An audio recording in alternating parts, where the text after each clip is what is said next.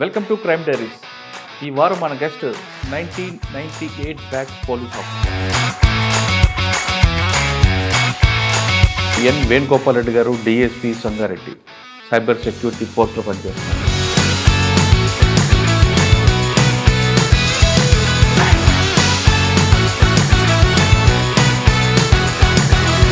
వేణుగోపాల్ రెడ్డి గారు బై ఛాన్సా by choice police department రావడానికి? ఉద్యోగం కావాలి, యూనివర్సిటీకి వచ్చాము, యూనివర్సిటీలో చదువుకొని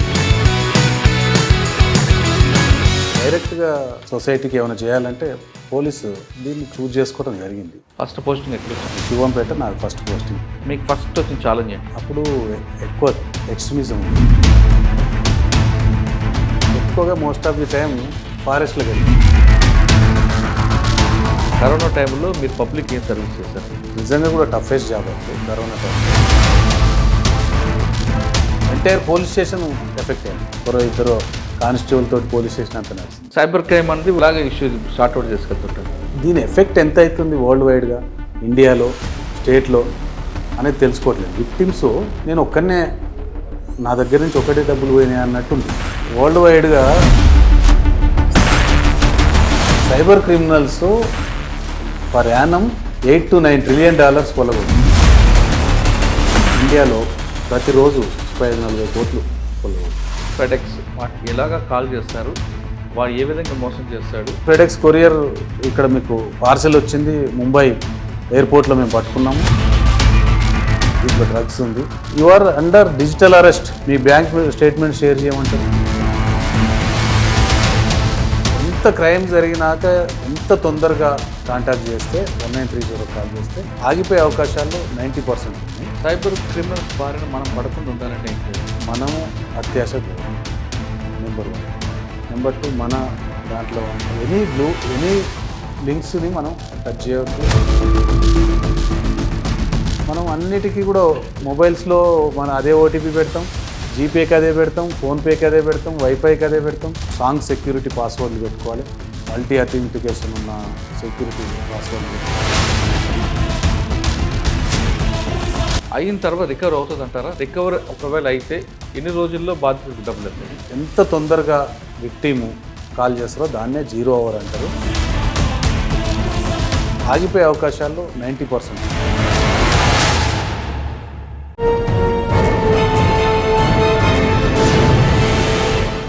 వెల్కమ్ టు క్రైమ్ డైరీస్.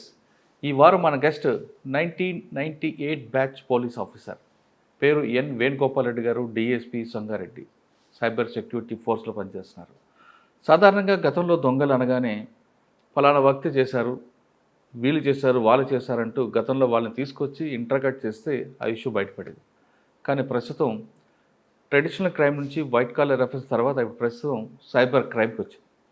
ఎక్కడో ఉంటాడు, కంటికి కనిపించకుండా, కనీసం కర్ర కూడా వాడకుండా కోట్లాది రూపాయలు కొలగొడుతున్నారు సైబర్ క్రిమినల్స్. అటువంటి కేసులు ప్రస్తుతం తెలంగాణలో ఎక్కువగా మోతారు. ఎక్కువ నమోదుతున్న కేసుల్లో బాధితులు బాగా చదువుకున్న వాళ్ళు ఉంటే, నేరం చేసే వ్యక్తి కనీసం 10th కూడా పాస్ కాని వ్యక్తులు కనబడుతున్నారు. అంటే ఏమి చదువురాని వ్యక్తి చేతిలో మోసపోతుంది చదువుకున్న వాళ్ళే. దానికి ప్రధాన కారణం ఏంటి? ఇప్పుడు తెలంగాణ రాష్ట్రంలో సైబర్ క్రైమ్ ఎన్ని రకాలుగా ఉంది? కేవలం లాటరీ ఫ్రాడ్తో ప్రారంభమైన సైబర్ క్రైమ్ నైజీరియన్ ఫ్రాడ్గా అవతరించి దాని తర్వాత ఎన్ని రూపాలు చెందింది, అందులో మనం మోసపోకుండా ఉండాలంటే ఏం చేయాలి విషయాల్ని వేణుగోపాల్ రెడ్డి గారిని తెలుసుకుందాం. సార్ నమస్తే అండి. నమస్తే మురళి గారు. సార్, సైబర్ క్రైమ్ గతంలో మనం అనుకున్నట్టుగా ట్రెడిషనల్ క్రైమ్ అనగానే ఒక దొంగతనం జరిగింది, వాడు పలానా సామాజికం పట్టుకొచ్చారు. తర్వాత వైట్ కాలర్ రెఫరెన్స్ అయిపోయింది సైబర్ క్రైమ్. వాడి కంటికి కనిపించడు, కోట్లాది రూపాయలు తినేస్తున్నాడు, బ్యాంకుల ద్వారా వెళ్ళిపోతుందండి. అటువంటి వ్యక్తులు క్రైమ్ని జరగకుండా ఉండాలంటే, అంటే పట్టుకోవడం, ఇంటరాక్షన్ చేయడం, దొరకడం, ప్రాపర్టీ దొరకడం అనేది కొంచెం పెద్ద ప్రాసెస్. కాబట్టి అసలు ముందే మనం అందులో పడకుండా ఉండాలంటే, మనం విక్టిమ్ కాకుండా ఉండాలంటే ఏం చేయాలి? ఇప్పుడు తెలంగాణ రాష్ట్రంలో ఏ తరహా సైబర్ క్రైమ్ ఎక్కువగా జరుగుతున్నాయి, దీనికి ప్రధాన కారణం ఏంటి? ఈ 3 ప్రశ్నలకు సమాధానం చెప్పే ముందు, వేణుగోపాల్ రెడ్డి గారు బై ఛాన్సా బై చాయిస్ పోలీస్ డిపార్ట్మెంట్ రావడానికి మీ ఫ్యామిలీ బ్యాక్గ్రౌండ్ ఏంటి? ఫ్యామిలీ బ్యాక్గ్రౌండ్ వ్యవసాయము, అగ్రికల్చరిస్ట్. మా ఫాదర్. ఎక్కడ? నేటివ్? అది నల్గొండ జిల్లా, నిడవనూరు మండల్, ముకుందాపురం విలేజ్. ఓకే. రైతు కుటుంబ నేపథ్యం. ఉద్యోగం కావాలి, యూనివర్సిటీకి వచ్చాము, యూనివర్సిటీలో చదువుకొని ఒక ఉద్యోగం సంపాదించుకున్నాం. ఆబ్వియస్లీ పోలీస్ అనగానే అప్పుడు ఇంట్రెస్ట్ ఉంటుంది అండ్ సమాజానికి ఏమైనా చేయాలి, ఇదైతే రైట్ ప్లాట్ఫామ్ అనేది కూడా ఈ రిక్రూట్మెంట్ అప్పుడు టీచరు ఇది కాకుండా ఇదైతే పబ్లిక్లో ఉంటాము, కోఆర్డినేషన్ ఉంటుంది అందరికీ. డైరెక్ట్గా సొసైటీకి ఏమైనా చేయాలంటే పోలీసు ఏ ప్లాట్ఫామ్ మీద అయినా ఉండగలిగేదని దీన్ని చూజ్ చేసుకోవడం జరిగింది. ఫస్ట్ పోస్టింగ్ ఎక్కడ వచ్చింది? నేను ఇదే జిల్లాలో, అప్పుడు ఉమ్మడి జిల్లా ఉండేది మెదక్ జిల్లా, శివంపేట నాది ఫస్ట్ పోస్టింగ్. శివంపేటలో మీకు డిపార్ట్మెంట్లో రాగానే శివంపేట వెళ్ళగానే మీకు ఫస్ట్ వచ్చిన ఛాలెంజ్ ఏంటండి? అప్పుడు ఎక్కువ ఎక్స్ట్రీమిజం ఉండేది. ఇప్పట్లాగా ఈ మీరు చెప్పిన సైబర్ క్రైమ్స్ కానీ ఈ వైట్ కాలర్ అఫెన్సెస్ కానీ ఉండేది కాదు. మేము జిల్లాకు వచ్చిన కొత్తలో ఎక్కువగా మోస్ట్ ఆఫ్ ది టైం ఫారెస్ట్లో గడిపినాం. అప్పుడు రెగ్యులర్గా రిమోట్ విలేజ్, పేదరికం ఇవన్నీ ఉంటాయి.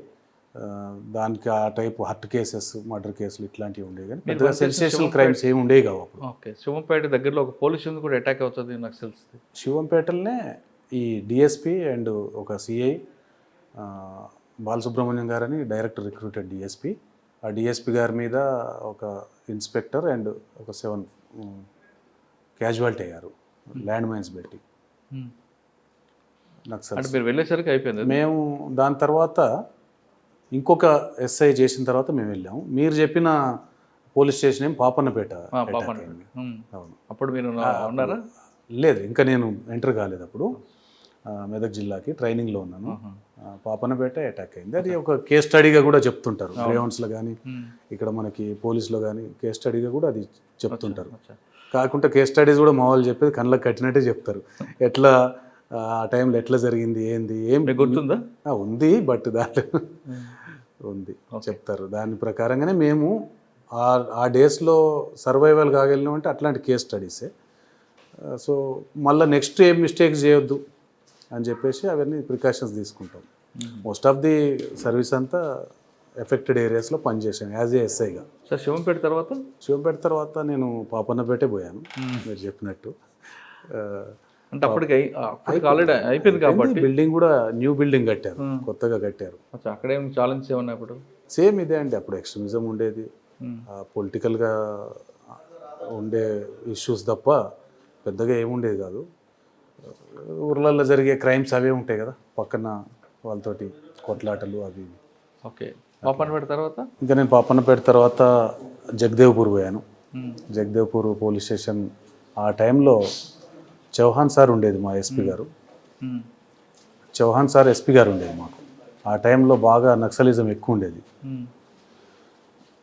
ఆ టైంలో కూడా కూంబింగ్లు కథ మొత్తం సేమ్ స్టోరీ. కాకుంటే అప్పుడు ఎస్పీ గారు ఇంట్రెస్ట్ తోటి ఈ గ్రామాలను దత్తత తీసుకోవటం, ఎక్స్ట్రీమిజం ఉన్న ప్రాంతాల్లో డెవలప్మెంట్స్ చేయటం, ఒక విలేజ్ని అడాప్షన్ తీసుకొని పనిచేయమనేవాళ్ళం. అక్కడ పోయి మనం ఆ పబ్లిక్కి కావాల్సిన వాటర్ ఫెసిలిటీ ఏమున్నది, అక్కడ ఏమేమి నీడ్స్ అవసరం, ఏమేమి వాళ్ళకి ఇష్యూస్ ఉన్నాయని షార్ట్అవుట్ చేసి కౌంటర్ పార్ట్స్ తోటి రెవెన్యూ వాళ్ళతోటి ఎస్పీ గారి లెవెల్లో చేసేవాళ్ళు. అది చేసి ఆ రెవెన్యూ వాళ్ళ కోఆర్డినేషన్ చేసి అక్కడ కావాల్సిన ఫెసిలిటీస్ కల్పించేవాళ్ళు. అంటే ప్రజల్లోకి వెళ్తే ఇష్యూస్ షార్ట్అవుట్ చేయొచ్చు అన్నదా? Yes, exactly. ఇప్పుడు వాళ్ళు ఎందుకు వస్తారు? గవర్నమెంట్ మీద వ్యతిరేకతతోటి. తీవ్రవాదం ఎప్పుడు ఉంటుంది, నక్సలిజం అనేది. మన ఇక్కడ ఫెయిల్యూర్స్ ఏమున్నాయో వాళ్ళు తీసుకుంటారు. మన పోలీస్ కానీ యంత్రాంగం కానీ పబ్లిక్లో ఉండి వాళ్ళ ఫెసిలిటీస్ ఏంది, కనీస సౌకర్యాలు ఏమున్నాయని గుర్తించి వాళ్ళకి చెప్పగలిగితే మనం రెవెన్యూకి కానీ వాళ్ళకి కానీ అని ఆ కార్నర్ తీసుకోవటం జరిగింది. అప్పుడున్న ఎస్పీ గారు చౌహాన్ సారు తీసుకొని అప్పుడు గట్టిగానే పనిచేసాం. ఒక సాటిస్ఫాక్షన్ కూడా ఉంది, జాబ్ సాటిస్ఫాక్షన్. మాందాపూర్ అనే ఒక విలేజ్, ఇది మాందాపూర్, జగదేవ్పూర్ మండల్లో మాందాపూర్ అనే ఒక విలేజ్. ఓకే, ఆ విలేజ్ని అడాప్షన్ తీసుకున్నాం మేము జగదేవ్పూర్లో ఉన్నప్పుడు. అక్కడ అప్పుడు నిజంగా కూడా చెప్పాలంటే డొమెస్టిక్ ఎలక్ట్రిసిటీ లేదు వాళ్ళకి. డొమెస్టిక్ ఎలక్ట్రిసిటీ అంటే సింగిల్ ఫేస్ ఈ సిలిండర్స్ లాగా ఉంటాయి ట్రాన్స్ఫార్మర్స్, అవి పెట్టాలి. ఇవాళ ఏంటి అగ్రికల్చర్ 3 ఫేస్ అవన్నీ ఉండటం, ఎలక్ట్రిసిటీ కూడా డొమెస్టిక్ లేదు. ఏఈకి చెప్పటం, లెటర్ రాయటం, త్రూ ఆఫీసర్స్ రాయటం, అక్కడ డొమెస్టిక్ పర్పస్లో ఎలక్ట్రిసిటీ కనెక్షన్స్ ఇప్పించటం. ఒక 200 హౌజెస్ ఉండేది పాపులేషన్. వాళ్ళందరికీ ఒక 75-80 వరకు హౌస్ సైట్స్ ఇప్పించాం రెవెన్యూ వాళ్ళతోటి. గవర్నమెంట్ ల్యాండ్ ఉంటే అది ఐడెంటిఫై చేసి వాళ్ళకి హౌస్ సైడ్స్ ఇప్పించాం. స్టిల్ ఇప్పుడు వాళ్ళు ఇల్లు కట్టుకొని ఉంటున్నారు. వాళ్ళు రేషన్ షాపు నాకు బాగా గుర్తు. రేషన్ షాప్ తీసుకోవాలంటే 2 కిలోమీటర్స్ మునిగడ పని ఒక విలేజ్ పోయి రేషన్ షాప్ తీసుకోవాల్సి ఉంది. అంటే రేషన్ తీసుకురా తీసుకురావాల్సింది. రోడ్డు కూడా సరిగా ఉండేది కాదు. ఆ రేషన్ షాప్ మనం ఎందుకు సబ్ కౌంటర్ పెట్టియకూడదని డీలర్ని తెచ్చి పెట్టాం.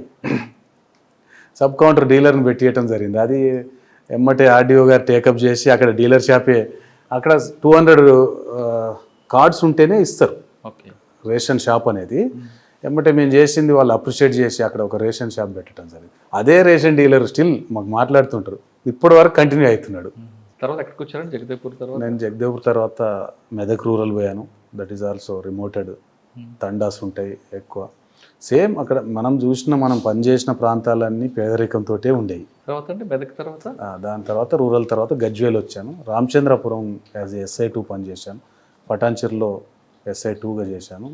ఆ నుంచి నేను ప్రమోషన్ మీద ఇన్స్పెక్టర్ అయ్యి మహబూబ్నగర్ టౌన్, పరిగి, ఆమన్గల్ చేశాను. దెన్ తర్వాత మళ్ళీ BDL బానూర్, పటాన్చెరు చేశాను ఇన్స్పెక్టర్గా.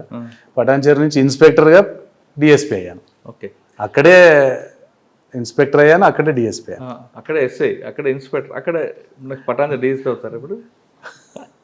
సార్ పటాన్చెరు మెదక్ చూసారు. మెదక్ క్రైమ్కి మహబూబ్నగర్ క్రైమ్కి తేడా ఏంటండి? క్రైమ్ నేచర్ మారుతుందా? పబ్లిక్ యాటిట్యూడ్ మారిందా? ఖచ్చితంగా ఉంటుంది క్రైమ్ ఇంపాక్ట్. రూరల్లో ఉండే క్రైమ్ సపరేటు, అర్బన్ ఏరియాలో ఉండేది. Patancheru nothing but urbanisation. Cyberabad, Hyderabad కమిషనరేట్లలో పటాన్చెరు కూడా అంతే. మిక్స్డ్ కమ్యూనిటీ ఉంటుంది. ఇండియా నుంచి మొత్తం ఆల్ ఓవర్ ఇండియా నుంచి లేబర్ కానీ, ఎంప్లాయ్మెంట్ కానీ, ఫ్యాక్టరీస్ ఉంటాయి. ఇట్లా పనిచేయడానికి వస్తారు. ఈ క్రైమ్ ఎక్కువగా ఫ్లోటింగ్ ఏరియా.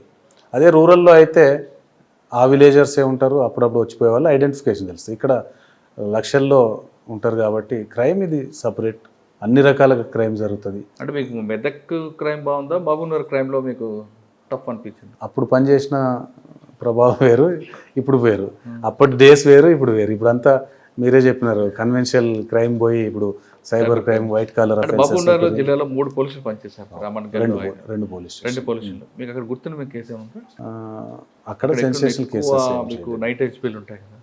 హెచ్బీలు ఉంటాయి అంతే. టౌన్లో హెచ్బీలు ఉంటాయి. కమ్యూనల్లీ సెన్సిటివ్, అలర్ట్ ఉండాలి ఎనీ టైం. మీరు డిటెక్ట్ చేసిన కేసులను గుర్తుందా కదా? నేను షార్ట్ టైం చేశాను టౌన్లో. ఆమన్గల్లో చేశాము.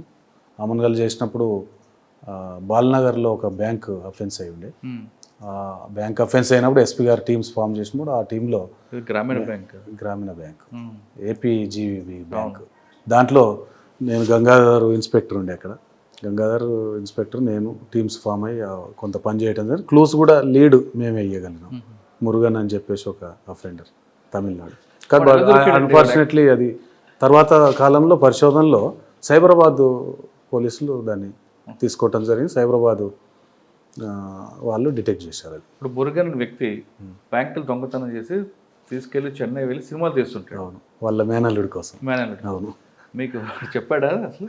చెప్పాడు మేనల్లుడి కోసం. కానీ సినిమా తీయలేదు, వాడు కూడా జైలు పాలాడు, వీళ్ళు జైలు పాలాడు. తర్వాత చనిపోయాడు అనుకుంటా. చనిపోయాడు, ఎయిడ్స్. తర్వాత మేమే PT వారెంట్ మీద తీసుకొచ్చి ప్రొడ్యూస్ చేసాం బాల్నగర్ కేసులో. దాంట్లో అదొక కేసు. తర్వాత ఎక్కడికి వచ్చారు? వాళ్ళు మెదక్ వచ్చారా? అదే సంగారెడ్డి, బానూరు వచ్చాం. బానూరులో ఏముంటుందండి కేసులు? Banuru light police station. Civil matters ఎక్కువ ఉంటాయి, ల్యాండ్ డిస్ప్యూట్స్ ఎక్కువ కదా బానూరు. ఇష్యూస్ ఉంటాయి. ల్యాండ్ డిస్ప్యూట్స్లో ఉన్న దాంట్లో పోలీస్ ఏం చేయలేదు. ల్యాండ్ డిస్ప్యూట్స్ ఏది ఉంటే రికార్డు పరంగా అది చేస్తారు. రెవెన్యూని బాగా పాటు చేసి తీసుకుంటాం. పటాన్చెరులో ఏం గుర్తుంది మీకు? పటాన్చెరులో సెన్సేషనల్ కేసెస్ అంటే నేను రాకంటే ముందు నేను బానూరులో ఉన్నప్పుడు ఒక కేసు డిటెక్ట్ చేశాం. ఇక్కడే రుద్రారంలో ఒకటి రోడ్ మీద మర్డర్ చేస్తారు. PDS రైస్ బ్యాచ్ని దాంట్లో మనం ఒక అతన్ని గుల్బర్గా నుంచి తీసుకురావడం జరిగింది, ఒక అతన్ని పూణేలో పట్టుకురావడం జరిగింది. అది కూడా ఇన్పుట్ నేనే ఇవ్వటం జరిగింది. అది రోడ్డు మీద ముత్తూట్ ఫైనాన్స్ ఆర్సీపురం. మీకు రాలేదు. బట్ ముత్తూట్ ఫైనాన్స్ కూడా మన ట్రాక్లో CC కెమెరాస్ అన్నీ బానూరు ఏరియా నుంచే పోయేది. అది గుల్బర్గా పోయినప్పుడు. పటాన్చెరులో మీరు పనిచేస్తున్న టైంలో మీకు ORR దగ్గర ఒక ఇష్యూ జరుగుతుంది. కార్పేలో వస్తారు, కాల్పులు జరిపి పారిపోతుంటారు. ఆ కేసు మీ దగ్గర జరిగింది. ఎగ్జాక్ట్లీ ఇప్పుడు అదే చెప్దాం అనుకుంటున్నాం, మీరు అది చేశారు. అది గొర్రెలు. గొర్రెలు అమ్మి డబ్బులు మహారాష్ట్ర నుంచి రాజస్థాన్ నుంచి తీసుకొస్తుంటారు ఇక్కడికి మన హైదరాబాదు సంతకి తీసుకొస్తుంటారు. ట్రాన్స్పోర్ట్ చేసేదంతా వ్యాపారస్తులు అక్కడ కొనుక్కొని ఇక్కడికి వచ్చి ఇక మన చెంగిచెర్ల కానీ ఓల్డ్ సిటీలో అక్కడ అమ్ముతుంటారు. ఈ క్రమంలో అదొక గ్యాంగ్ ఫామ్ అయ్యారు వాళ్ళు, మహారాష్ట్ర వాళ్ళు గ్యాంగ్ ఫామ్ అయ్యి అందులో ఓల్డ్ అఫెండర్ కూడా ఒక అతను ఉన్నాడు. ఆ గ్యాంగ్ ఫామ్ అయ్యి ఒక వెహికల్లో టాటా స్కార్పియోలో మహీంద్రా స్కార్పియోలో వస్తారు. వచ్చి దీనికి అడ్డం పెడతారు, వెహికల్కి అడ్డం పెట్టేసి దీంట్లో ఉన్న క్లీనర్ని, ఫార్మర్స్ ఎవరైతే ఉన్నారో వాళ్ళని, డ్రైవర్ని వేసుకుంటారు. వీళ్ళ బండిలో డ్రైవర్ని ఉంచుకుంటారు.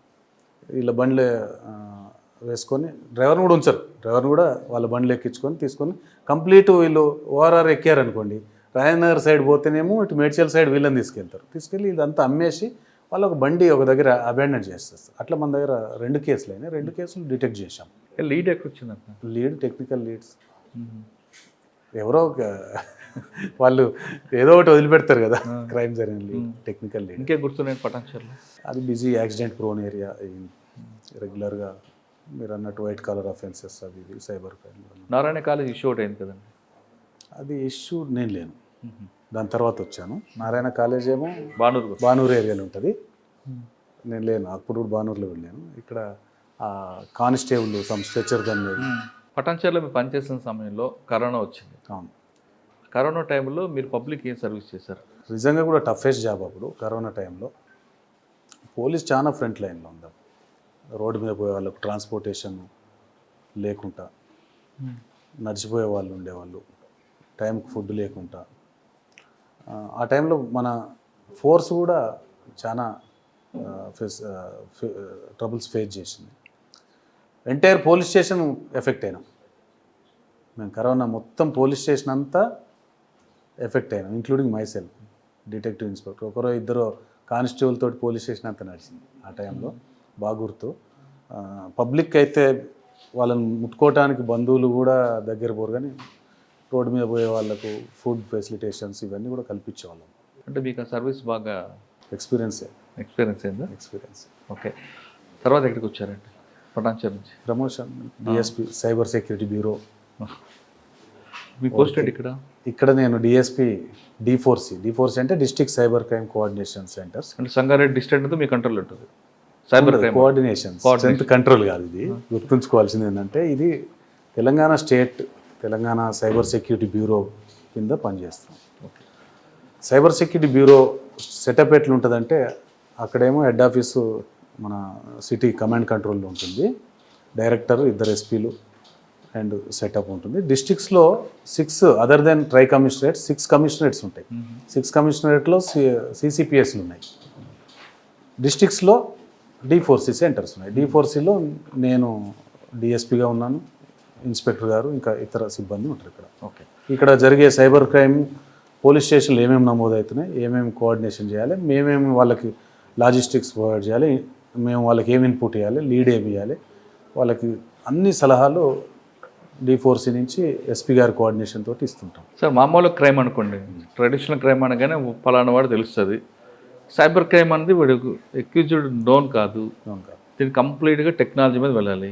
వెళ్ళిన తర్వాత కూడా పట్టుకోవడం కష్టం, పట్టుకున్న తర్వాత కూడా రికవరీ ఇంకా కష్టం. ఇంత హడిల్స్ ఉన్నప్పుడు ఎలాగ ఇష్యూ సార్ట్అవుట్ చేసుకెళ్తుంటారు? సైబర్ క్రైమ్ మీరన్నట్టు ఇప్పుడు క్వశ్చన్లో ఉన్నది, ఆన్సర్లో ఉంది. మీరు వేసిన క్వశ్చన్లోనే ఆన్సర్ ఉంది. ఇప్పుడు దీనికంటే ముందు ఏం చెప్పాలంటే నేను సైబర్ క్రైమ్ గురించి, అంటే ఎంఓ గురించి మన తర్వాత వెళ్తాం, ఇందులో కొంచెం డిస్కస్ చేద్దాం. సైబర్ క్రైమ్ ఎంఓ చెప్పట్లేదు, సైబర్ క్రైమ్ గురించి చెప్పాలంటే ఇప్పుడు దీని ఎఫెక్ట్ ఎంత అవుతుంది వరల్డ్ వైడ్గా, ఇండియాలో, స్టేట్లో అనేది తెలుసుకోవట్లేదు. విక్టిమ్స్ నేను ఒక్కనే, నా దగ్గర నుంచి ఒకటే డబ్బులు పోయినాయి అన్నట్టుంది. ఇది వరల్డ్ వైడ్గా లార్జెస్ట్ ఎకానమీ ఉన్న కంట్రీ ఏముంది? అమెరికా ఉంది. లార్జెస్ట్ జీడిపి ఉన్న కంట్రీ అమెరికా ఉంది. $21 trillion అమెరికా జీడిపి ఉంది. సెకండ్ చైనా ఉంది, $18 trillion ఉంది. థర్డ్ లార్జెస్ట్ జర్మనీ ఉంది, అది $6 trillion అయితే. కానీ దీనికి వీటికి మధ్యలో cyber criminals per annum $8 to $9 trillion కొల్లగొడుతున్నారు. $8 to 9 trillion కొలగొడుతుంది. అంటే థర్డ్ జీడిపిలో ఉంది సైబర్ క్రిమినల్స్, అంత సంపాదిస్తున్నారు. అంటే ఇక్కడ ఇండియాకి వచ్చేసరికి ఇండియాలో ప్రతిరోజు 35-40 కోట్లు కొల్లగొడుతున్నారు. మన తెలంగాణకు వచ్చేసరికి యావరేజ్లో మేము రెగ్యులర్గా చూస్తుంటాము DSR 3 to 4 up to 5 crores loss అవుతుంది పర్ డే. మీరు అన్నట్టు సైబర్ క్రైము టెక్నాలజీ ఇంత లేదు, దొంగలు దొరకట్లేరు, వాళ్ళు నేరస్తులు దొరకట్లేరు అనేదాన్ని ఎస్ఓపీస్ ఫాలో అవుతాం మేము. ప్రతి దాంట్లో ఒకటి దొంగ ఎవరో తెలియదు, కానీ ఏమేమి హ్యాండిల్స్ యూజ్ చేశాడో మనకు ఐడియా అవుతుందిగా. సోషల్ మీడియా వాడుతున్నాడా, అండ్ ఫోన్ నెంబర్ వాడుతున్నాడా, బ్యాంక్ అకౌంట్ వాడుతున్నాడా, ఈ టూల్స్, ఈ హ్యాండిల్స్ని పట్టుకొని మేము ఇన్వెస్టిగేషన్ చేస్తాం. దాని ప్రకారంగా వాళ్ళని ఖచ్చితంగా పట్టుకునేటట్టు ఆబ్వియస్లీ పోలీసు పట్టుకోవటానికే చూస్తారు. తెలంగాణ అయితే ఫార్ బెటర్ ఉన్నది అన్ని స్టేట్స్లో, ఫార్ బెటర్ ఉన్నది. డిటెక్ట్ అయితే అవుతున్నాయి cases. Cyber security bureau form అయిన తర్వాత ఎక్కువగా కేసెస్ డిటెక్ట్ అవుతాయి. సాధారణంగా సైబర్ క్రైమ్ అనేది 1997లో స్టార్ట్ అయింది. Online fraud, Nigerian fraud. వాడు ఏదో దొంగ నోట్లు ఇస్తానని ఒక బండిల్ తీసుకురావడం, అవన్నీ పోయాయి. ఇప్పుడు క్రైమ్ పెరిగింది, సైబర్ క్రైమ్ ఉంది. లేటెస్ట్ ఎంఓస్ ఏమున్నాయండి? ఫెడెక్స్ ఉందా, ఇన్వెస్ట్మెంట్ ఫ్రాడ్ ఉందా, ఫిషింగ్ లింక్స్ పంపిస్తున్నాడా, నోడ్ కాల్స్ చేస్తున్నాడా, రకరకాలు చేస్తున్నాడు. ఎక్కువ ఏ ఎఫ్ఐఆర్ ఇష్యూ అవుతున్నాయి? ఇప్పుడైతే మీరు చెప్పిన పాత ఎంఓస్ కంటిన్యూ చేయట్లేరు. ఎక్కువగా డబ్బు తీసుకోవాలి. అక్కడ ఏంది, ఆ జామ్తారా సినిమాలో చూసినట్టు ఓటీపీ అడగటం, మేము బ్యాంక్ అఫీషియల్స్ మాట్లాడుతున్నాం, ఓటీపీ అడగటం, అది తక్కువ అమౌంట్లో 20,000, 10,000, 5,000 అప్ టు 50,000 వరకు కొట్టేవాళ్ళు. వాళ్ళు కూడా ఇప్పుడు కాల్ సెంటర్స్ పెట్టారు, సైబర్ క్రిమినల్స్ కూడా. వాళ్ళు కూడా సెటప్ కార్పొరేట్ స్టైల్లో మానిటర్ చేస్తున్నారు కాబట్టి డబ్బు ఎక్కువ సంపాదించాలి, వాళ్ళకు శాలరీస్ పేమెంట్ ఉన్నాయి, వాళ్ళంతా చేయాలి కాబట్టి దాంతో సరిపోవట్లేదు. టార్గెటెడ్ పర్సన్స్ ఎక్కువ ఇన్కమ్ ఉన్న వాళ్ళు, హై ఇన్కమ్ గ్రూప్ వాళ్ళని టార్గెట్ చేస్తున్నారు. దాన్ని చేయాలంటే ఈ ఓటీపీలు చెప్పి ఇట్లాంటివి అయితే సరిపోదు. అందుకనే ట్రెండింగ్ ఎక్కువ ఎక్కడ లక్షల్లో కొట్టాలి, కోట్ల వరకు వెళ్ళిపోవాలి అనేది చూసి మీరు చెప్పిన FedEx, investment fraud, business fraud, trading, stock trading మెలకువలు చెప్పటం, స్టాక్ ట్రేడింగ్లో భాగస్వామ్యం చేయటం, ఇది ఎక్కువగా ట్రెండింగ్లో ఉంది. ఈ లోన్ది కూడా మళ్ళా స్టార్ట్ అయింది ఈ మధ్యన. లోన్ది కోవిడ్ టైంలో ఎక్కువగా ఫైనాన్షియల్ ప్రాబ్లమ్స్ ఉంది, లోన్ల మీద డిపెండ్ అయ్యేవాళ్ళు. అప్పుడు ఎక్కువగా ఈ లోన్ది జరిగేది. ఇప్పుడు లోన్ది కూడా మళ్ళీ ఇప్పుడు ట్రెండింగ్ నడుస్తుంది. సంగారెడ్డిలో ఎక్కువ ఏమి కనిపిస్తుందండి? ఏ తరహా నేరం? సంగారెడ్డిలో ఇప్పటివరకు ఎఫెక్ట్ అయ్యే ప్రాంతాలు, ఏ తరహా వాళ్ళు అనేది ముందు ఎఫెక్ట్ అయ్యే ప్రాంతాలు Ameenpur, Patancheru, BDL up to Sangareddy rural town వరకు ఉన్నాయి. Employees, software either private income groups ఉన్నాయి, ఇన్కమ్ సంపాదించే వాళ్ళు ఉన్నారు ఇక్కడ సంగారెడ్డిలో. కాబట్టి ఆబ్వియస్లీ క్రిమినల్స్ టార్గెట్ కూడా ఇన్వెస్ట్మెంట్ ఫ్రాడ్, డబ్బులు ఉన్నాయి కాబట్టి, అండ్ స్టాక్ ట్రేడింగ్, డబ్బులు ఉన్నాయి కాబట్టి, ఫెడెక్స్ భయంతో డబ్బులు ఉన్న వాళ్ళని భయపెట్టడం చేయటం, ఈ ట్రెండింగే అవుతుంది. మీరు అన్నట్టు ఆ ఓటీపీ ఫ్రాడు, కేవైసీ, ఇవన్నీ కూడా ఒక 1 year బ్యాక్ అయిపోయినాయి, ఇవి నడుస్తున్నాయి. సార్, ఫస్ట్ ఫెడెక్స్ వాటి ఎలాగా కాల్ చేస్తారు, వాడు ఏ విధంగా మోసం చేస్తాడు, మనం ఆ మోసంలో పడిపోకుండా ఉంటే ఏం చేయాలి? ఫెడెక్స్ అనేది ఒక కొరియర్ సంస్థ, ఇంటర్నేషనల్లో ఉన్న ఒక ప్రముఖమైన కొరియర్ సంస్థ. సో అందరికి తెలిసింది అది. ఇక్కడ ఒక 2-3 రకాలు ఉన్నాయి ఇందులో. ఒకటేమో ఫెడెక్స్ కంపెనీ నుంచి కాల్ చేస్తున్నాం మేము, ఫెడెక్స్ కంపెనీ మీద రైడ్ అయింది, నార్కోటిక్స్ బ్యూరో వాళ్ళు రైడ్ చేశారు, అన్నీ చెక్ చేసినారు. అందులో ఈ ఒక పార్సిల్లో కాంట్రాబ్యాండ్ దొరికింది, ఉంది.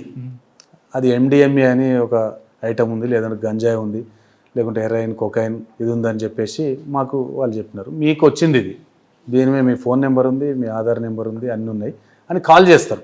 కాల్ చేయగానే ఇతను ప్యానిక్ అవుతాడు. ఇది ఒకటి.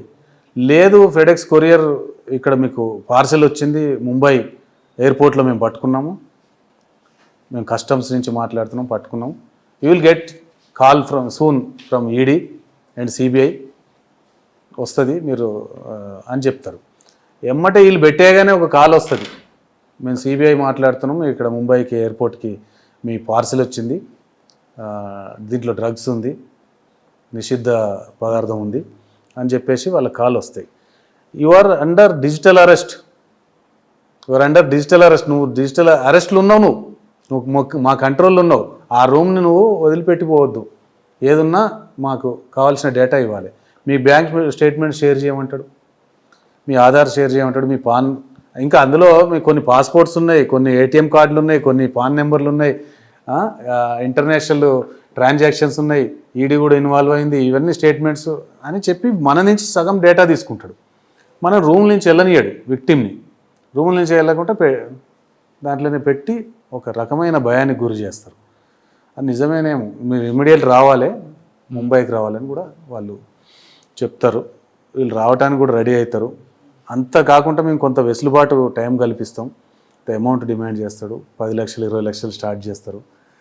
ఉన్న వాళ్ళు అయితే ఇచ్చుకున్నవి చాలా మంది ఉన్నాయి. రీసెంట్గా 50 lakhs 1 crore కూడా ఇచ్చి, ఒక విక్టిమ్ అయితే బ్యాంకుకు పోయి కూడా డ్రా చేసి కూడా బ్యాంకుకు పోయి ఆర్టీజీఎస్ చేసి వచ్చి రూమ్లోకి వచ్చి ఆలోచించి దిస్ ఇస్ ఎ ఫ్రాడ్ అని 1930 కాల్ చేయటం. 1 కోటి రూపాయలు ఎగ్జాక్ట్లీ ఇంటాక్ట్గా ఆగిపోయినాయి హైదరాబాద్ సిటీ బ్యూరో. చాలా నైట్ అంతా పనిచేశారు దాంట్లో. అక్కడ హోల్డ్ కావటం జరిగింది, రీఫండింగ్ కూడా కావటం జరిగింది. కొంతమంది ఎమ్మటే వాళ్ళు అవగాహనకు వచ్చి మనం విక్టిమైజ్ అయ్యామంటే ఎమ్మటే కాల్ చేస్తారు, లేకుంటే విక్టిమైజ్ అయిపోతున్నారు. ఇదొక ఫెడెక్స్ స్కామ్లో అయితే ఇదే జరుగుతుంది. సార్, అటువంటి కాల్స్ వచ్చినప్పుడు మనం ఎలా దాని నుంచి బయటపడాలి? అసలు మనకి సంబంధం లేదు అది. యాక్చువల్గా దీంట్లో మనం ఎక్కడ కొరియర్కి మనకు రావట్లేదని తెలుసు, మన బ్యాంక్ ట్రాన్సాక్షన్స్ కానీ ఫెయిర్ ఉన్నాయని తెలుసు. ఒక భయపడాల్సిన అవసరం లేదు. నాకు తెలిసి అయితే అట్లాంటి కాల్స్ వచ్చినప్పుడు ఎవరికైనా తెలిసిన వాళ్ళకి పెట్టేసేయాలి.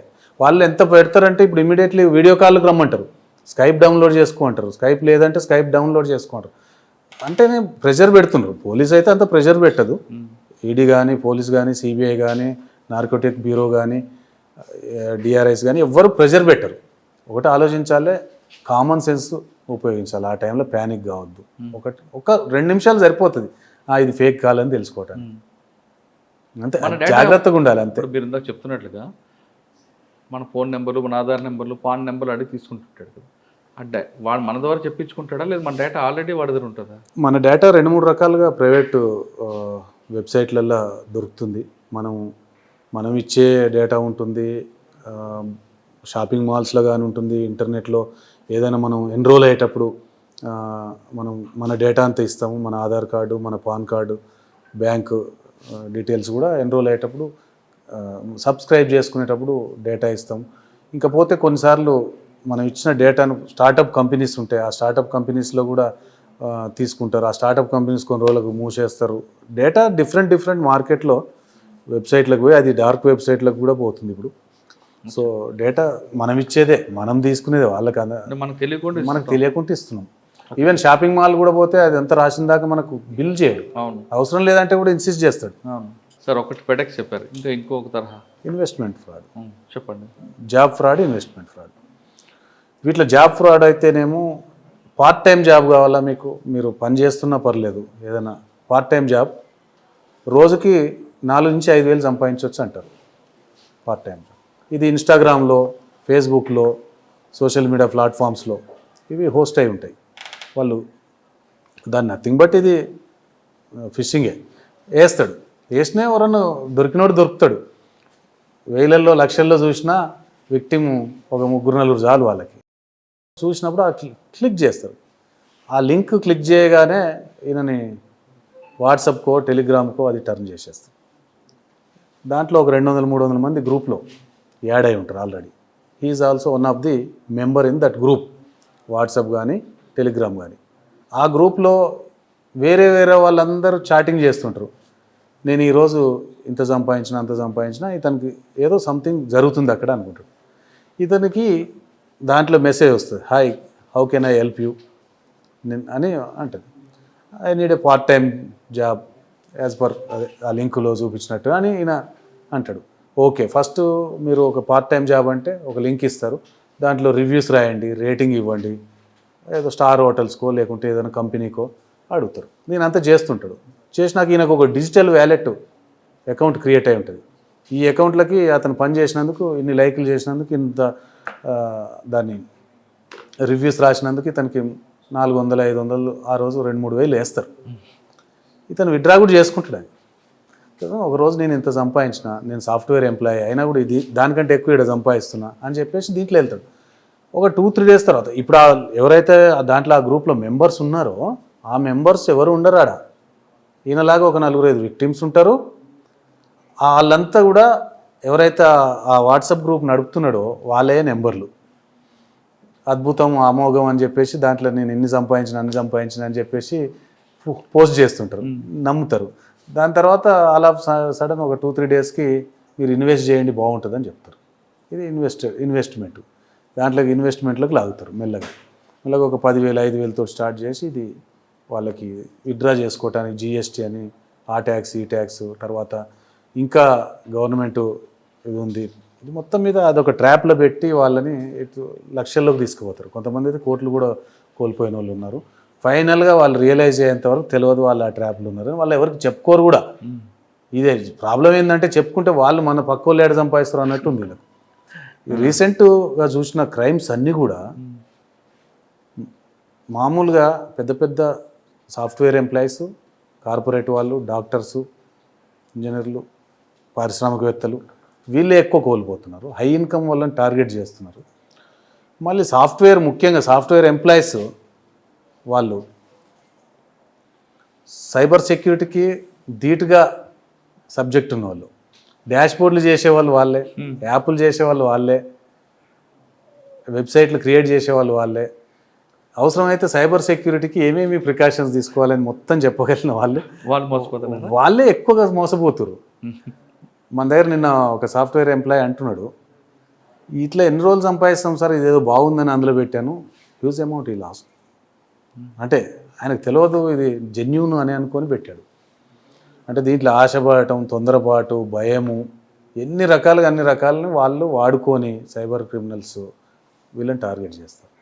సాఫ్ట్వేర్ ఎంప్లాయీస్ ఎక్కువగా నష్టపోతున్నారు. ఈ ట్యాక్స్లని అదే విత్డ్రాయల్స్కి ఆ డిజిటల్ వ్యాలెట్లో డబ్బులు కనపడుతుంటే విత్డ్రా చేసుకోవాలి. ఓకే, ఆ తరహా మోసాలకు మనం పడకుండా ఉంటే దాని రెమెడీ ఉత్తర రావు కదా సార్.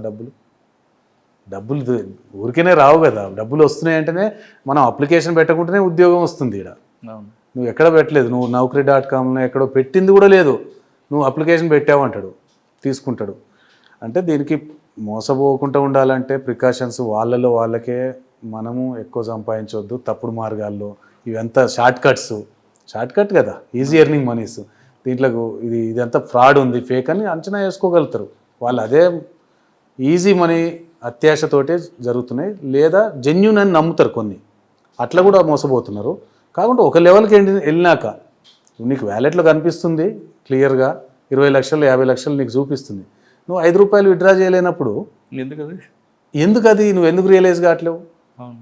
సో ఎప్పుడు కూడా మనం చాలా ఇట్లాంటివన్నీ ఇంత వైడ్ పబ్లిసిటీ ఇస్తుంది, గవర్నమెంట్ ఇస్తుంది, బ్యూరో ఇస్తుంది, వేరే NGOs ఇస్తున్నారు, కార్పొరేట్ సెక్టర్ అందరు ఇస్తున్నారు, ఇచ్చినా మోసపోతున్నారు. సార్, ఇన్వెస్ట్మెంట్ ఫ్రాడ్ తర్వాత ఇంకొక తరహా మోసం జరుగుతుంటుంది. అదే ఇప్పుడు ఇవన్నీ హై ఇన్కమ్ గ్రూప్ వాళ్ళని పెడతారు. ఏది investment fraud, FedEx, job fraud, ఇవన్నీ కొంచెం డబ్బులు ఎక్కువ ఉన్న డేటా అంతా తీసుకొని 10 lakhs ఏవో ఎవడుకున్నాయి అవి కూడా టార్గెట్ చేస్తారు. అదే ఇంకా మిడిల్ క్లాస్ వాళ్ళకి ఇప్పుడు APK ఫైల్ పంపటం, QR కోడ్. బ్యాంకులు పంపిస్తుంటాయంటే APK ఫైల్ అని బ్యాంక్స్ పంపవు. ఏ బ్యాంకు కానీ ఏ గవర్నమెంట్ ఆఫీషియల్స్ కానీ APK ఫైల్స్ పంపవు. ఇప్పుడు జరిగేది ఏంటంటే ట్రెండింగ్ క్రైమ్ తీసుకుంటారు వాళ్ళు, ట్రెండింగ్ సబ్జెక్ట్ తీసుకుంటారు.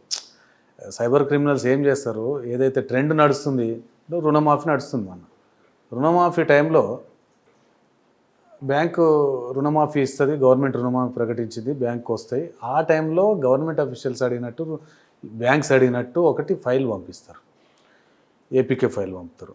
రీసెంట్గా యూనియన్ బ్యాంక్ అని, SBI బ్యాంక్ అని చెప్పేసి రైతులే కాదు అందరికి పోతాయి మెసేజ్. ఒకరికి ఒక ఫైల్ ఏం చేస్తుంది, ఒక కస్టమర్, ఒక క్లయింట్కి పంపిస్తారు, ఒక ఎవరో ఫోన్ ఉన్నవాడికి పంపిస్తారు.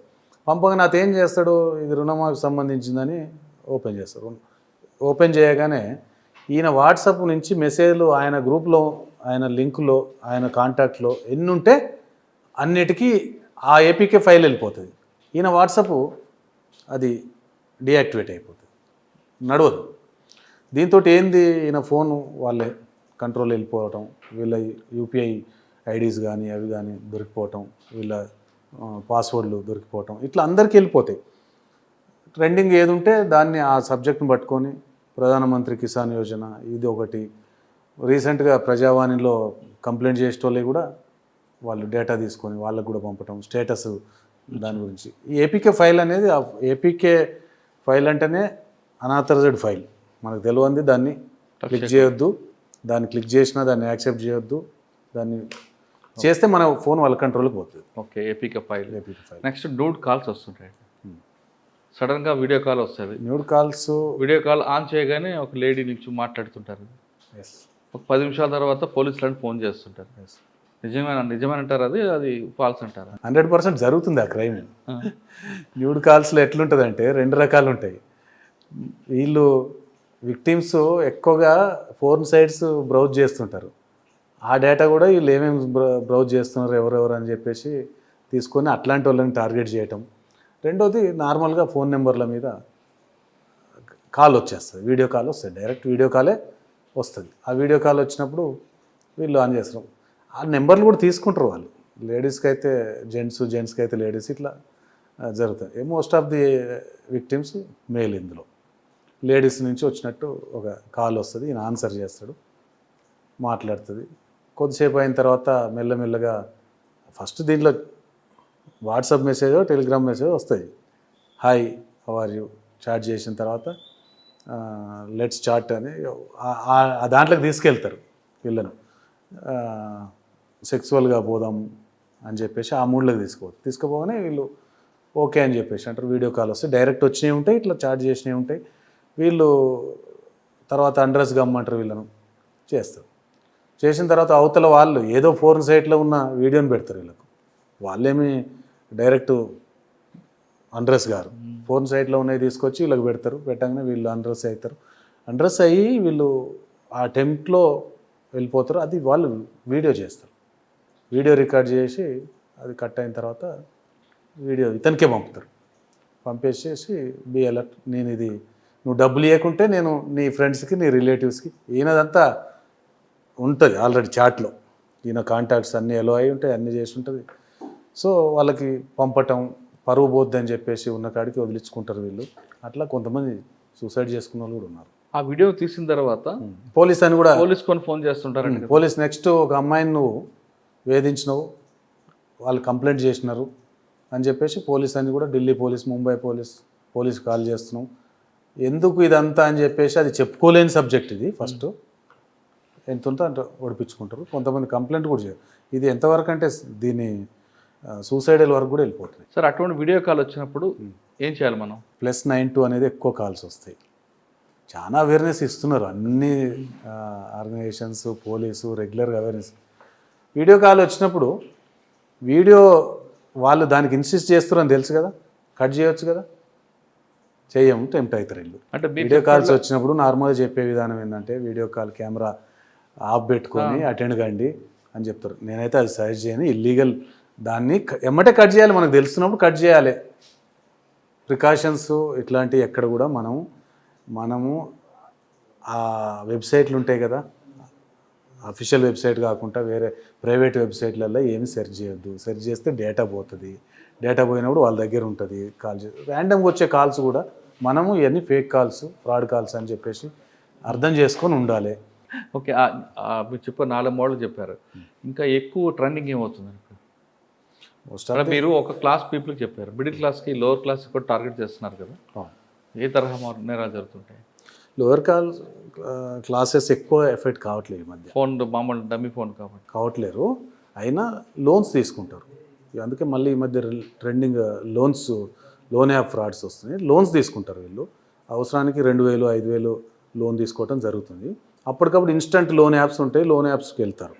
లోన్ యాప్కి వెళ్ళినప్పుడు ఇన్స్టాల్ చేసుకునేటప్పుడు అంతా మనం ఎలో అంటాం, పర్మిటెడ్ ఎలో, మన కాంటాక్ట్స్, మన మొత్తం డీటెయిల్స్ వాళ్ళకి ఇచ్చేస్తున్నాం. కొన్ని జెన్యూన్ లోన్ యాప్స్ ఉంటాయి, కొన్ని జెన్యూన్ ఆర్గనైజేషన్లు వాళ్ళు ఏం సఫర్ చేయరు, వీడు ఇన్ టైంలో కడతారు. కట్టని ఏముంటాయి, కట్టినా కూడా ఈ ఫేక్ లోన్ యాప్స్ వాళ్ళు నువ్వు ఇంకా ఇవ్వు, నువ్వు ఇంకా టైం ఫస్ట్ ఇవ్వటమే వాళ్ళు కట్ చేసుకొని ఇస్తారు అమౌంట్. 5,000 తీసుకుంటే 1,000 రూపాయలు 500 కట్ చేసుకొని ఇస్తారు ఫస్ట్. తర్వాత వీడు కావాలని సతాయించడానికి పే చేసినా కూడా ఇంకా ఎక్స్ట్రాక్షనే వాళ్ళది. వాళ్ళు సైబర్ క్రిమినల్స్ కదా, ఎట్లా ఎంత దొరికితే అంత ఒక 10 మందిలో ఇద్దరని ఇస్తారు. సో వాడిని టార్గెట్ చేయటము, నువ్వు ఇయ్యలేదనటం, మనం ఎలో చేసినప్పుడు అన్నీ మన కాంటాక్ట్స్, మన ప్రొఫైల్ పిక్చరు అన్నీ. ఇంకోటి వీడియో తీసుకుంటారు కొంత. లోన్ యాప్లో లోన్ ఇచ్చేటప్పుడు మన వీడియో తీసుకుంటారు వాళ్ళు. ఆ వీడియోని మార్ఫింగ్ చేయటం, దాన్ని న్యూడ్ చేసి సర్క్యులేట్ చేస్తామని బెదిరియటం, ఇట్లా చేసుకుంటారు. ఇది మిడిల్ క్లాసు. ఏపీకే ఫైల్స్ ఒకటి, ఓటీపీ ఫ్రాడ్స్, ఇవన్నీ మిడిల్ క్లాస్ టార్గెట్ చేసుకుంటారు. ఓఎల్ఎక్స్ ఫ్రాడు, లేకుంటే ఫేస్బుక్లో ఆర్మీ అని చెప్పేసి ఈ ఫ్రాడు మిడిల్ క్లాస్ వాళ్ళని టార్గెట్ చేస్తారు. ఓకే, సైబర్ క్రిమినల్స్ బారిన మనం పడకుండా ఉండాలంటే ఏం చేయాలి? మనము అత్యాశ పోవద్దు, నెంబర్ 1. నెంబర్ 2, మన దాంట్లో ఉన్న ఎనీ లింక్స్ని మనం టచ్ చేయొద్దు, మనం ఓటీపీలు ఇవ్వద్దు, పాస్వర్డ్లు ఇవ్వద్దు, షేర్ చేయొద్దు. ముఖ్యంగా ఇక్కడ ఓటీపీ పాస్వర్డ్ చాలా ఇంపార్టెంట్. మనం అన్నిటికీ కూడా మొబైల్స్లో అదే ఓటీపీ పెడతాం, జీపేకి అదే పెడతాం, ఫోన్పేకి అదే పెడతాం, వైఫైకి అదే పెడతాం, డేట్ ఆఫ్ బర్త్ పెట్టుకుంటాం, లేకుంటే 1 2 3 4 ఇవి పెట్టుకుంటాం. వైఫై కూడా స్ట్రాంగ్ సెక్యూరిటీ పాస్వర్డ్లు పెట్టుకోవాలి, మల్టీ అథెంటికేషన్ ఉన్న సెక్యూరిటీ పాస్వర్డ్లు పెట్టుకోవాలి. ఎనీ లింక్, అన్వాంటెడ్ లింక్, దాన్ని టచ్ చేయటం, దాన్ని ఓపెన్ చేసి దాన్ని అన్ని మన డీటెయిల్స్ ఇవ్వటం, ఇవి ఏమవుతుందంటే ఈ మన డీటెయిల్స్ ఇవ్వగానే ఇవి వేరే వెబ్సైట్కు డైవర్ట్ అయిపోతాయి. అక్కడికి వెళ్ళిపోయి వాళ్ళ పని వాళ్ళు చేసుకుంటుంటారు. మ్యాక్సిమం మన జాగ్రత్తలో మనం ఉండాలి, అత్యాశ పోవద్దు. ఓకే సార్, క్రైమ్ జరిగింది, సైబర్ క్రైమ్ కంప్లైంట్ వస్తుంది. ఫస్ట్ కంప్లైంట్ 1930 చేయాలి కదా, చేస్తే ఇమీడియట్గా అలర్ట్ అవుతారు. అయిన తర్వాత రికవర్ అవుతుంది అంటారా? రికవర్ ఒకవేళ అయితే ఎన్ని రోజుల్లో బాధితులకు డబ్బులు వెళ్తాయి? ఎనీ క్రైమ్ జరగగానే 1930 కానీ పోర్టల్ ఉంటుంది, ఎన్సీఆర్బి పోర్టల్, www.cybercrime.gov.in వెబ్సైట్లోకి పోయి కంప్లైంట్ చేయటం కానీ చేయాలి. దీన్ని ఇప్పుడు ఒక క్రైమ్ జరిగినప్పుడు ఒక అఫెండరు ఒక 10 లక్షలు ఒక దగ్గర తీసుకున్నాడు, కొట్టేసినంటే ఉంచడు. 10 అకౌంట్స్లకు 1 lakh పంపుతాడు. పంపగానే 10 ATM సెంటర్స్ దగ్గర రెడీగా ఉంటారు. అవన్నీ కరెంట్ అకౌంట్స్ పెట్టారు వాళ్ళు కూడా, చాలా వాళ్ళేమో ఎస్బీ అకౌంట్స్లలో లేరు. కరెంట్ అకౌంట్స్ పెట్టి 1 lakh లిమిట్ ఉంటుంది కాబట్టి డ్రా చేస్తారు, లేదా థర్డ్ లేయర్కి ట్రాన్స్ఫర్ చేస్తారు. సో ఎంత క్రైమ్ జరిగినాక ఎంత తొందరగా విక్టిము కాల్ చేస్తారో దాన్నే 0 hour అంటారు.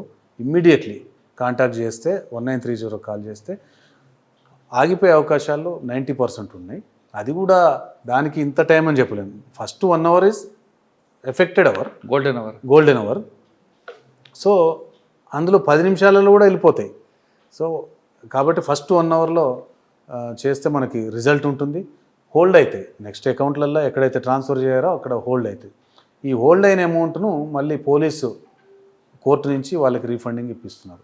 దాంట్లో ఇప్పుడు మా డైరెక్టర్ మేడం షికాగో మేడం వచ్చిన తర్వాత హైకోర్టు వెళ్ళి స్టేట్ లీగల్ సర్వీస్ అథారిటీ వాళ్ళతోటి మాట్లాడి ఎస్ఓపిస్ ఇప్పించి, డిస్ట్రిక్ట్ లీగల్ సర్వీస్ అథారిటీస్ వాళ్ళకి ఎస్ఓపి సర్క్యులేట్ చేసి 25,000 బిలో ఎవరైతే హోల్డ్ అయినాయో వాళ్ళకి వితౌట్ ఎఫ్ఐఆర్ లోక్ అదాలత్లో సెటిల్ చేయడానికి మంచి ప్రోగ్రామ్ ఇది. ఇంకా డిలే లేకుండా దానికి రీఫండింగ్ చేపిస్తున్నారు. మిగతా అయితే ఎఫ్ఐఆర్ అయ్యి చేస్తున్నారు. As early as possible within no time పెడితే 100% కంప్లైంట్ చేస్తే అయిపోతుంది. ఫ్రీ చేయని అమౌంట్ మీరు బిలో 25 అంటే లోకల్ అదాలత్లో నో వితౌట్ ఎఫ్ఐఆర్ ఇష్యూ చేపిస్తున్నారు. అబోవ్ 25,000 అనుకోండి, ఆ ఫ్రీ చేయని అమౌంట్ టైం ఎంత పడుతుందండి? ఇది మనము 1 month అయితే ఈజీగా అవుతుంది నాకు తెలిసి. ఎందుకంటే ఇది హోల్డ్ కాగానే మనం బ్యాంక్ స్టేట్మెంట్ తీసుకోవాలి. విక్టిమ్ నుంచి ఏ బ్యాంక్ అకౌంట్కి పోయింది ఆ బ్యాంక్ అకౌంట్ స్టేట్మెంట్ తీసుకుంటాం. మళ్ళీ అతనికి సర్వ్ చేయాలిగా నోటీస్, నీ అకౌంట్లకు ఇన్ని డబ్బులు వచ్చినాయి, దానికి రీజన్ ఏంది, ఎక్స్ప్లెయిన్ విత్ ఇన్ 1 week. దానికి ఒక రిమైండర్ ఇవ్వాలి. It will take 15 days 20 days అవుతుంది. దాని తర్వాత వాళ్ళు జెన్యూన్ అయితేనేమో నాకు పలానా నుంచి వచ్చేది ఉంటే ఇచ్చినారంటారు, లేదంటే ఆన్సర్ అయ్యారు.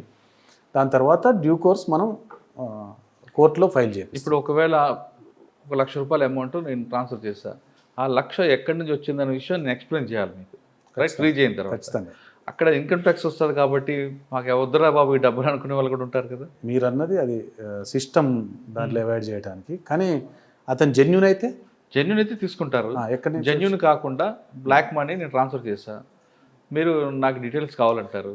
నేను డీటెయిల్స్ చెప్తే ఇన్కమ్ ట్యాక్స్ నా ఇంటికి తలుపు కొడతాడు. ఇవన్నీ తలనొప్పి ఎందుకని బ్లాక్ వదిలేస్తారు. అటువంటి అమౌంట్ ఏం చేస్తారు? I don't think so. నేను ఇప్పుడు మనం మాట్లాడేది సైబర్ క్రిమినల్ దొంగతనం చేసింది ఒక విక్టిమ్ నుంచి వచ్చిన డబ్బులు కదా. అవును, ఇక్కడ అవును. క్రిమినల్ దగ్గర డబ్బులు తీసుకురావడం అనేది ఫ్రీజ్ చేస్తారు, మీరు పక్కా చేస్తారు. కంప్లైంట్ డబ్బులు ఇచ్చినప్పుడు నీ అకౌంట్లోకి ఇంత డబ్బులు వచ్చాయి, నువ్వు ట్రాన్స్ఫర్ చేస్తావు కదా, నీకు ఎక్కడి నుంచి వచ్చాయని క్వశ్చన్ చేస్తారు కదా మీరు కూడా. కంప్లైంట్ కూడా అవును, కంప్లైంట్ ఏం చేయము, సరేనా? అది మన డ్యూటీ కాదు. విక్టిము మనం ఈ పార్ట్నే, అది there is separate wings. Agency enter అవుతుంది కదా, ఐటీ ఉన్నది కదా మనకి. అదే అన్నా, అదేం లేదు, అది ఫ్రీ రిజిస్ట్రేషన్స్ ఎంకరేజ్ చేస్తాం. అంటే బిలో 25 అయితే మీరు ఇమీడియట్ ప్రాసెస్ చేస్తాం. మన జిల్లాలో ఇప్పుడు 250 రీసెంట్ లాస్ట్. మీ దగ్గర సంగారెడ్డి జిల్లాలో ఎన్ని ఎఫ్ఐఆర్లు ఉంటాయి, ఎంత రికవరీ ఉంటుంది? రికవరీ మీన్స్ మనం ఇప్పుడు అదే రికవరీ అంటే పోలీస్ అరెస్ట్ చేసి రికవరీ చేస్తే రికవరీ. ఫ్రీజ్ అమౌంట్ ఇప్పుడు మనకి ఈ ఇయర్లో ఇప్పటికే 2000 ఫస్ట్ హాఫ్ ఇయర్కి మనం 6 monthsకి 2000 కంప్లైంట్స్, 2100 కంప్లైంట్స్ రేజ్ అయినాయి. ఇక్కడ అమౌంట్ మన దగ్గర 15 to 18% ఫ్రీజ్ అవుతుంటుంది. ఫ్రీజ్ అమౌంట్ ఎక్కువ అంటే ఇన్వెస్ట్మెంట్ ఫ్రాడ్ అవుతుందా అంతా? ఇన్వెస్ట్మెంట్ ఫ్రాడే ఎక్కువ. ఫెడెక్స్ కూడా చాలా మందికి అవేర్నెస్ వస్తుంది. ఇదంతా just before I got call CBI me number మరో 2 గంటల్లో డిస్కనెక్ట్ అయిపోతుంది, ఫర్ ఫర్దర్ డీటెయిల్స్ ప్రెస్ 9 అన్నాడు. ఇక్కడే మీరు ఇక్కడికి వచ్చే ముందే నేను ప్రెస్ 9 చేసిన తర్వాత అదేం లేదు, రింగ్ అయింది, అది ఎక్కడ పోయిందో తెలియదు, ఏమైందో తెలియదు. తర్వాత 30 minutesకి నాకు ఒక కాల్ వచ్చింది, I'm from CBI officer, me phone number నుంచి ఇల్లీగల్ యాక్టివిటీస్ జరుగుతున్నాయి, మీ ఫోన్ నెంబర్ నుంచి అని ఇట్లాంటి కాల్స్ వస్తాయి. మీ ఫోన్ నెంబర్ను టెర్రరిస్టులు వాడుతున్నారు, మీరే ఉన్నారు. నాది కట్ అయింది, టెల్ మీ అని గట్టిగా మాట్లాడేసరికి అది కట్ అయింది. ఉన్నది నెంబర్ కూడా చూడవచ్చు, +222 అని ఏదో విపిఎన్ నుంచి మాట్లాడినట్టున్నారు. సో ఈ క్రైమ్ కూడా అవేర్నెస్ వస్తుంది కాబట్టి దీంట్లో కాదు, ఎక్కువగా investment fraud, business, trading plus ఉద్యోగం. వీళ్ళు ఏమనుకుంటున్నారు, నిజంగానే ఇన్వెస్ట్మెంట్ ట్రేడింగ్, నిజంగానే ట్రేడింగ్ యాప్స్ జెన్యున్ లాగానే ఉంటాయి. జెన్యున్ అన్న వీళ్ళు చూడలేరు, కానీ జెన్యున్ లాగానే ఒక డిజిటల్ వ్యాలెట్, వీళ్ళు రోజు డబ్బు చూసుకుంటుంటారు, ఇంకా వాళ్ళ పని కూడా ఆపి ఈ పనిలో ఉన్నారు. రీసెంట్గా మన దగ్గర అయిన 2 క్రైమ్లలో ఇన్వెస్ట్మెంట్ స్టాక్ ట్రేడింగ్ దానికి తీసుకొచ్చిన డబ్బులు 30 రూపీస్ ఇంట్రెస్ట్తో తెచ్చారు. సార్ ఫైనల్గా చెప్పండి, సంగారెడ్డిలో ప్రజలు కానీ తెలంగాణ రాష్ట్రం పబ్లిక్ కానీ సైబర్ క్రిమినల్స్ వైపు చూడకుండా ఉన్నట్టు ఏం చేయాలి? అవేర్నెస్, ప్రికాషనరీ, దీంట్లో నెంబర్ ఆఫ్ అవేర్నెస్ అన్నీ ఇస్తున్నారు. పోలీస్తో పాటు ఎన్జిఓస్ ఇస్తున్నాయి, మీలాంటి మీడియా అవేర్నెస్ ఇస్తున్నారు. కాకుంటే అన్ఫార్చునేట్లీ బాధపడాల్సిన విషయం ఏంటంటే ఈ అవేర్నెస్ చేయాల్సిన వాళ్ళే విక్టిమైజ్ అవుతున్నారు, అంటే చదువుకున్న వాళ్ళే అవుతున్నారు. కాబట్టి ఏది కూడా ఓటీపీ షేర్ చేయటం, సివివిలు షేర్ చేయటం, ఏ లింక్స్ కానీ అటు జోలికి వెళ్ళకుండా, ప్రైవేట్ వెబ్సైట్లకు మనం సెర్చ్ చేయకుండా, కస్టమర్ కేర్స్ నెంబర్ సెర్చ్ చేస్తాము, గూగుల్ సెర్చ్ ఇంజిన్లో ఫస్ట్ ఫ్రాడ్ క్రిమినల్స్ నెంబర్స్ ఉంటాయి. అది కాకుండా జెన్యూన్ వెబ్సైట్లకు పోయి వీళ్ళు దాంట్లో ఉన్న హెల్ప్ లైన్లకు పోయి కాంటాక్ట్ చేయటం, ఇవి ప్రికాషన్స్ తీసుకోవాలి. మనలో అమాయకత్వం, మనలో అత్యాసే సైబర్ క్రిమినల్స్ పాలిట వరంగా మారే అంటున్నారు వేణుగోపాల్ గారు. అత్యాస పోతే ఇలాంటి తరహా నేరాలు జరుగుతాయంటే చాలా ఎగ్జాంపుల్ చెప్తున్నారు. కాబట్టి ఇకపై అలాంటి నేరాలు జరగకుండా అంటే మనం వచ్చిన ప్రతి అన్నోన్ పర్సన్ కానీ, గుర్తు తెలియని వ్యక్తులు పంపిన లింక్స్ కానీ, లేదా ఓటీపీలు చెప్పడం కానీ, ఇటువంటి చేయకుండా ఉంటే ఖచ్చితంగా మనం క్రిమినల్స్ పాలిట మనం ఎటువంటి వైపు చూడకుండా ఉంటామని చెప్తున్నారు. ఒకవేళ ముంబై నుంచి కాల్ కానీ, సిబిఐ నుంచి కాల్ కానీ వస్తే భయపడకుండా మీరు గట్టిగా మాట్లాడితే ఆటోమేటిక్గా ఆ ఫోన్ కట్ అవుద్దంటూ తనకు జరిగిన ఎక్స్పీరియన్స్ కూడా వివరిస్తున్నారు. ఇది వేణుగోపాల్ రెడ్డి గారితో ఎక్స్క్లూజివ్ ఇంటర్వ్యూ. వచ్చే వారం మరో గెస్ట్తో మళ్ళీ కలుద్దాం. అంతవరకు నమస్తే. Thank you sir. థ్యాంక్స్.